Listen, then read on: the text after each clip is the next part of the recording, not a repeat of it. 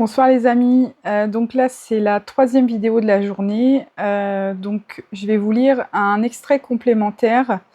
Donc l'extrait complémentaire c'est l'évangile tel qu'il m'a été révélé au chapitre 8. Donc ça doit être le même tome que je vous ai lu dans l'autre vidéo, donc c'était le tome, je vous dis ça dans 2 secondes, le tome 5. Marie est accueillie au temple. Je vois Marie marcher entre son père et sa mère dans les rues de Jérusalem. Les passants s'arrêtent pour regarder cette jolie petite fille, toute vêtue d'un blanc de neige et enveloppée dans un tissu très léger. Ces motifs de feuillage et de fleurs plus foncés sur le fond pâle me font penser que c'est celui qu'Anne portait le jour de sa purification. Seulement alors que sur Anne il ne dépassait pas la ceinture, pour Marie si petite, il descend presque jusqu'à terre et l'enveloppe d'une espèce de petit nuage vaporeux et lumineux d'un charme rare. La blondeur de ses cheveux éparses sur les épaules ou plutôt sur sa nuque délicate transparaît là où il n'y a pas de damassure sur le voile, juste le fond très léger. Ce voile est maintenu sur le front par un ruban d'un bleu très pâle, sur lequel sa mère, vraisemblablement, a brodé de petits lys en fil d'argent. Comme je l'ai dit, ce vêtement très blanc descend jusqu'à terre, et c'est tout juste si à chaque pas on aperçoit ses pieds chaussés de sandalettes blanches. Ses mains ressemblent à 2 pétales de magnolia qui sortent d'une longue manche. Hormis le cercle bleu du ruban, il n'y a pas d'autre couleur. Tout est blanc. Marie paraît vêtue de neige. Joachim porte le même vêtement qu'à la purification, tandis qu'Anne est vêtue d'un violet très sombre. Même le manteau qui lui couvre la tête est violet foncé. Elle le porte baissé très bas sur les yeux. Ce sont 2 pauvres yeux de maman, rouges pour avoir trop pleuré. Qui voudrait bien ne pas pleurer, et surtout ne voudrait pas qu'on les voie en larmes, mais qui ne peuvent s'en empêcher sous le couvert du manteau.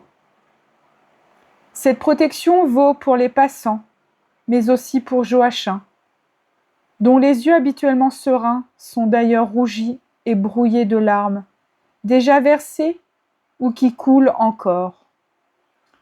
Il marche en se tenant très courbé sous un voile disposé comme un turban, dont les ailes latérales descendent le long du visage.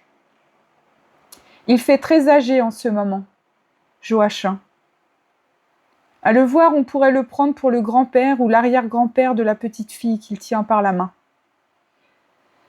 Le chagrin de la perdre donne à ce pauvre père une démarche traînante, une allure lasse qui le vieillit de 20 ans.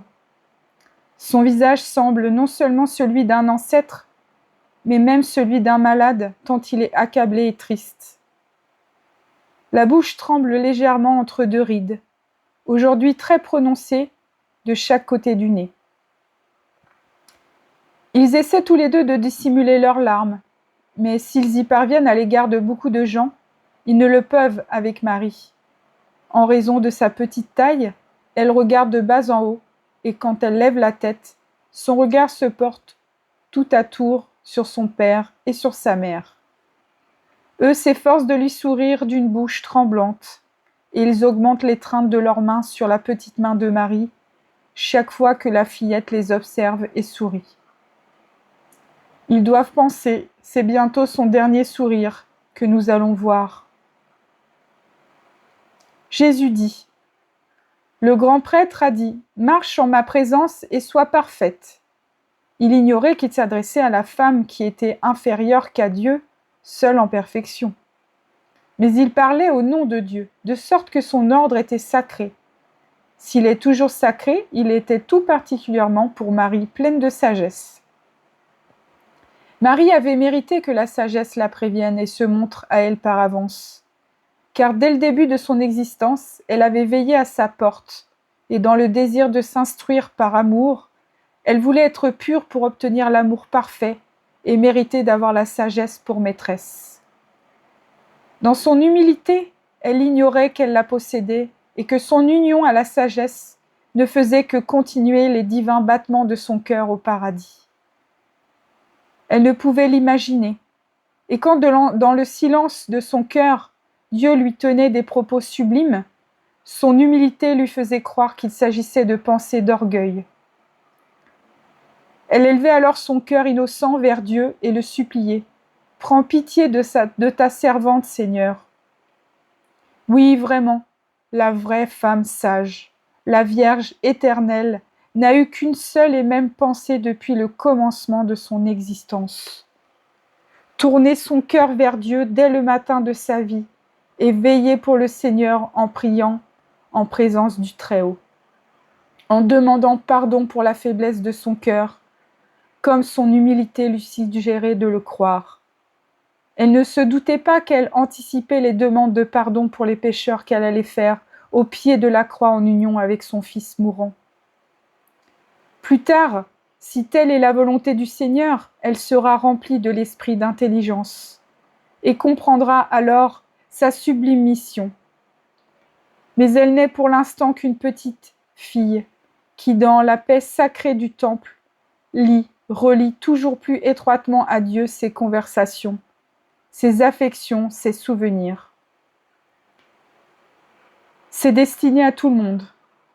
Mais pour toi, petite Maria, le Maître n'a-t-il rien de particulier à te dire? Marche en ma présence, sois donc parfaite. Je modifie légèrement la phrase sacrée et je t'en fais un ordre. Parfaite dans l'amour, parfaite dans la générosité, parfaite dans la souffrance. Regarde une fois de plus ma mère. Médite sur ce que beaucoup ignorent ou veulent ignorer, parce que la souffrance est une chose trop désagréable à leur palais et à leur esprit. La souffrance. Marie l'a connue dès les premiers instants de sa vie. Être parfaite comme elle l'était, c'était avoir une sensibilité parfaite. Il s'ensuit que le sacrifice devait lui être d'autant plus pénible, mais pour cette raison même plus méritoire. Qui possède la pureté possède l'amour, qui possède l'amour possède la sagesse, qui possède la sagesse possède la générosité et l'héroïsme parce qu'il sait pour qui il se sacrifie. Élève ton esprit même si la voix te fait plier, te brise, te tue. Dieu est avec toi. Amen, alléluia, magnifique. Alors, je rectifie l'évangile tel qu'il m'a été révélé, le chapitre 8, si ma mémoire est bonne, parce que là c'est sur une application que j'ai ça. C'est dans le tome 1, puisque le tome 1 c'est vraiment dédié à Marie, en fait, à son enfance. Donc ce passage-là, vous pouvez le retrouver au chapitre 8, l'évangile tel qu'il m'a été révélé, et c'est le tome numéro 1. Voilà, c'est pas le tome 5 comme j'ai pu le dire au début de la vidéo. Voilà, j'espère que ça vous aura plu. Alors pour ceux qui connaissent pas les œuvres de Maria Valtorta, on vit vraiment toute l'histoire de Jésus, mais même à l'origine, donc on connaît l'histoire de Anne et Joachim qui étaient les parents de Marie, et on connaît l'enfance de Marie qu'on ne connaît pas forcément, et c'est vraiment avec le tome 1 qu'on découvre justement l'humilité, la sagesse, la perfection de Marie, et d'où le choix du Seigneur qui était déjà prévu avant la conception de Marie. Voilà, et donc on comprend vraiment beaucoup de choses grâce à ça, et je vous conseille vraiment, vraiment, si vous voulez commencer, de ne pas commencer par le dernier comme certains peuvent vous dire, le tome 10, c'est vraiment de commencer par le 1, parce que vraiment vous liez un cœur à cœur avec Marie et vous comprenez beaucoup de choses. Voilà. Donc j'espère que ça vous aura plu. Je vous dis à demain pour d'autres vidéos. Soyez bénis de Dieu et surtout likez, partagez et abonnez-vous si ce n'est pas déjà fait parce que j'ai besoin de vous pour faire grandir ma chaîne. Je compte sur vous. À demain. Soyez bénis de Dieu. Bisous, bisous.